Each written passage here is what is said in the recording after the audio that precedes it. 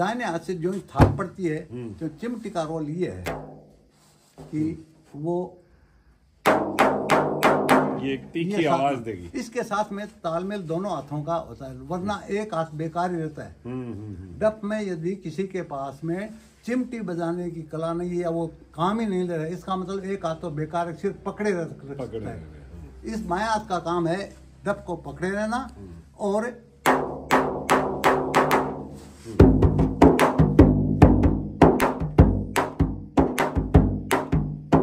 अब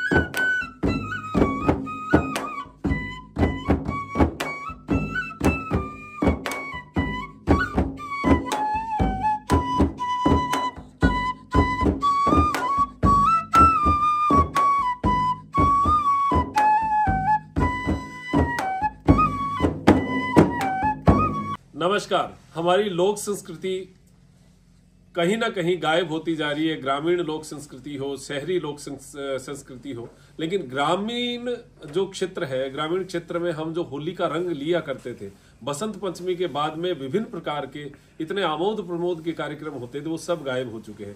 लेकिन हमने त्रिनेत्र योग धाम पर ये एक प्रयास किया है कि युवाओं को एक ट्रेनिंग प्रशिक्षण दिया जाए, और युवाओं को, क्योंकि ढप जब तक बजाना नहीं आएगा, धमाल जब तक समझ में नहीं आएगी, तब तक उसको गाने का आनंद नहीं मिल सकता। उसका जो स्वर होता है वो उस लेवल पे जाता है कि शरीर में जमा हुआ कफ, जितना भी सर्दियों में हमने खाया, कफ गले में, पित्त पेट में, ये दोनों जब गाए जाते हैं तो पेट और जो गले का क्षेत्र है पूरा खुल जाता है। तो गर्मियों के रोग जो है वो आगे नहीं हो, इसके लिए आपने देखा होगा कि जहां सर्दियां पड़ती हैं तेज, वहां पर होली का त्योहार ज्यादा मनाया जाता है। वहां पर चाहे ब्रज में, यूपी में आप देखें, चाहे मध्य प्रदेश में होली हो, चाहे राजस्थान में होली हो, तो ये जो क्षेत्र है ये इस कफ को काटने के लिए एक त्योहार के रूप में जो है हम इसको मनाते हैं। अब इसी की शुरुआत राजस्थान के चूरू शहर में, जो हमारा त्रिनेत्र योग धाम है, चूरू से 13 किलोमीटर दूर है, घंटेल गांव में, तो यहाँ पर हम लोग एक शुरुआत कर रहे हैं। ये बहुत पुराने कलाकार हैं उनमें कई, और जो नए हैं वो सीखने के लिए ढप हाथ में लेना आना चाहिए, बजाना आना चाहिए, धमाल बोलनी आनी चाहिए, तो उसकी शुरुआत की जा रही है। और सानिध्य, जैसे मैंने बैनर भेजा था उसमें लिखा था शंकरलाल जी महर्षि, बहुत आदरणीय हमारे, और आप उम्र जो है वो इनको देख के नहीं बता सकते कितनी उम्र है, लेकिन आज भी युवाओं की तरह ढप बजाते हैं और नाचते हैं। तो शुरुआत इन्हीं से ही है, क्योंकि सिखाने वाले मैन ये है, बाकी तो हमारी बहुत बड़ी टीम है, और धीरे धीरे यहाँ सैकड़ों की संख्या में भीड़ होने वाली है। तो आप जो युवा कोई चाहते हैं यहाँ आना और सीखना चाहते हैं, तो शाम को 7 बजे के आसपास आप यहाँ आ सकते हैं। 7 से 9 बजे तक ये जो है कार्यक्रम हम रखेंगे, और उसमें आप सीखें, फिर उसके बाद में एक टीम जो बनाए, और फिर कंपटीशन और होली का एक बढ़िया रंग जो है वो जमाने की कोशिश करेंगे। ध्यान ये रखना है कि यहाँ ये निजी कार्यक्रम है, इसमें जो है बहुत ही सात्विकता के साथ हमें जो है ये कार्यक्रम करना है, तो उसमें वो जरूर हमें ध्यान रखना। तो आप जो है शंकरलाल जी महर्षि से अब हम मुलाकात करवाते हैं। गुरु जी प्रणाम। तो आप जैसे ढप्पों के बारे में हम बात कर रहे थे कि ढप को हमें सीखना है, तो अब आप ही बताएंगे कि शुरुआत लेसन क्या है इसका, कि हम धमाल करें, दिवाली होली का आनंद लें, कैसे क्या शुरुआत? भाई, जो लोग पहले से डफ बजाना जानते हैं, हाँ, और कुछ ऐसे लोग हैं जो बिल्कुल डफ बजाना जानते हैं, हाँ, या बहुत कम बजाना जानते हैं। एक मोटी समस्या वर्तमान पीढ़ी में ये है कि डफ के साथ चिमटी का जो तालमेल है वो बिल्कुल देखने को नई पीढ़ी में नहीं मिल रहा है। प्राय क्योंकि एक और डीजे पर गाना बजने लगता है और डफ हाथ में रहते हैं, उसी के सारे वो होली के प्रोग्राम हो जाते हैं। तो इसमें जो मूल तत्व था वो गायब होता जा रहा है। इसलिए प्रयास आपका ये है, आपने बताया कि भाई इसको पुनर्जीवित किया जाए। अब मोटी बात यह है कि अलग अलग गांव की थोड़ी थोड़ी स्टाइल अलग ही होती है। अच्छा अच्छा। जैसे हर 12 कोस पर बोली बदल जाती है, पानी बदल जाता है, वही बात है। तो एक गांव से दूसरे गांव की कुछ स्टेप हैं वो अलग हैं डफ बजाने के, बोलने के। तो हमारा प्रयास ये रहना चाहिए कि इसमें एक रूपता हो, जिस तरह से पीटी परेड का काम होता है उसी तरह स्टेप होने चाहिए। जैसे अभी लोग ये नाच रहे थे, एक स्टेप चल रहा था, ताकत भी उतनी लग रही थी, समय भी उतना ही लग रहा था, लेकिन एक ही एक चीज एक रूपता से नीरस हो जाता है। हाँ, नीरस उब जाते हैं लोग। इसलिए हमारा प्रयास ये रहेगा कि जो आसपास से आने वाले लोग हैं, पहली प्राथमिकता देगी डफ बजाना अच्छी तरह से इन सभी को आए। तो आज के लेसन में जो आप चिमटी की बात बता रहे थे, चिमटी का क्या प्रयोग होता है, इसमें चिमटी कैसे काम में लेते हैं, थोड़ा सा आप ये बताएं। चिमटी में मुख्य रोल है कि ये होती किस चीज की, किसकी बनती है? ये सरकंडे का जो छिट्टा निकलता है ना, उस पर जो तुली होती है, अच्छा, उसको चीर के, कई बिना चीरे भी, और एक हिस्सा इसका थोड़ा गीला कर लिया जाता है पानी से। वो उसे नमी के कारण वो टूटती नहीं है। और कुछ लोग बांस की भी बना लेते हैं, लेकिन ये सबसे उत्तम है वो सरकंडे की जो दो फाड़ की हुई बीच में से चीर के और एक और से इसको सिला, फिर ये टूटती नहीं है, टूटती नहीं उसमें। इससे ये जो दाहिने हाथ से बजाते हैं उनके लिए तो बाएं हाथ की तर्जनी, और दाहिने हाथ से जो थाप पड़ती है, तो चिमटी का रोल ये है कि वो ये तीखी आवाज देगी। इसके साथ में तालमेल दोनों हाथों का होता है, वरना एक हाथ बेकार ही रहता है। डफ में यदि किसी के पास में चिमटी बजाने की कला नहीं है या वो काम ही नहीं ले रहा है, इसका मतलब एक हाथ तो बेकार है, सिर्फ पकड़े रहता है। इस बाएं हाथ का काम है डफ को पकड़े रहना, और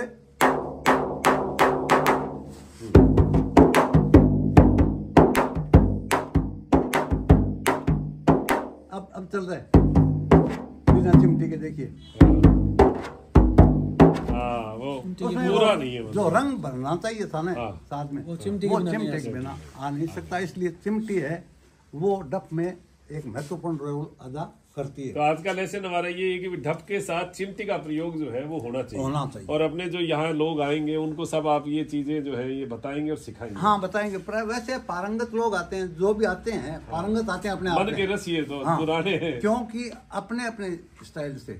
लेकिन हमारा प्रयास रहेगा कि इन सभी में एक रूपता हो, जब भी नाच हो सभी के स्टेप एक से आए।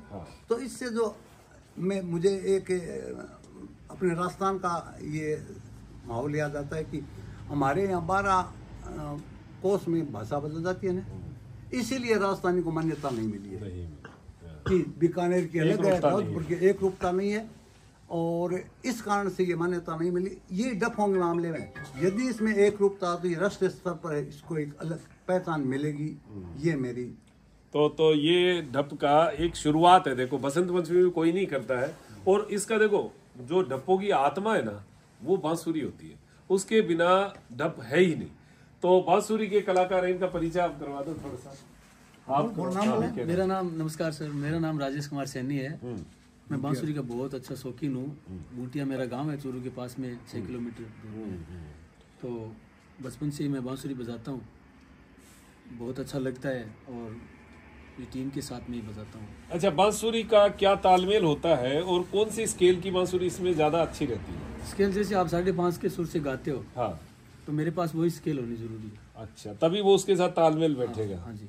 और इसमें कोई गीत, कौन से कोई पर्टिकुलर गीत होते हैं या फिर ऐसे ही मतलब कोई भी गीत उठा के उसके साथ जो इसके लय में जो ढल जाए, हाँ, वही गाना आप बजाइए। अच्छा। और सबसे ज्यादा तो राजस्थानी गाने ही इस पे अच्छे लगते हैं। हाँ, वो धमाल के साथ चलेंगे, उसी में मिठास आता है, उसमें मिठास, आनंद उसी में आता है जी। तो बांसुरी की कोई विशेष धुन कोई आप सुनाना चाहे तो एक धुन जरूर बीच में सुनाई दो।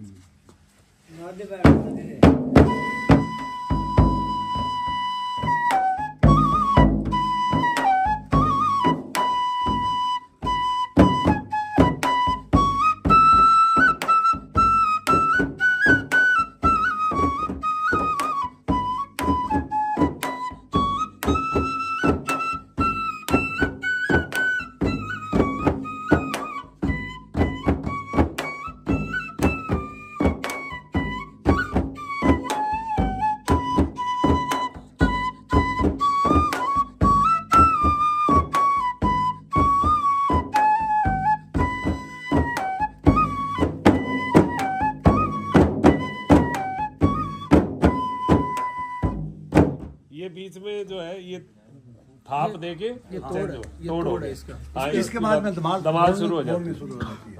अच्छा, दमाल जो है ये मतलब मूल रूप से आम आदमी को ऐसे समझ में नहीं आती। बोल बहुत सरल होते हैं, बहुत ही सरल होते हैं। तो जैसे मूल जो है वो कौन सी धमाल किस तरीके की?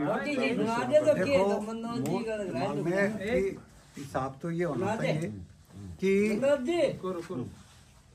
इसमें किसी देवता की वंदना के साथ जो काम होता है, और ये धूम धड़ाकार जिसमें वैसे जोश वाला गाना होता है, इसलिए इसमें पहले सर्वप्रथम देवी माँ को है वो मना करके, और इसके बाद में प्राय महाभारत और रामायण से इसके मिले हुए, और इसके बाद में सौंदर्य के भी धमाल है वो इसमें गाई जाती है।